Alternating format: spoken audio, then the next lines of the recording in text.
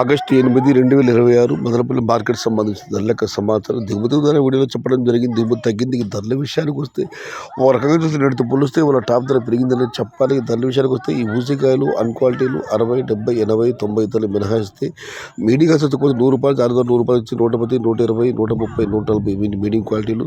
Top క్వాలిటీలు top ధరలు ₹140 ఇచ్చి 150, 160, 170, టాప్ ₹180. మొత్తం మీద చూస్తే మీడికాయలు ₹100 దగ్గర నుంచి ₹120, క్వాలిటీ ₹150, ₹150 దగ్గర నుంచి 160, 170, టాప్ ₹180.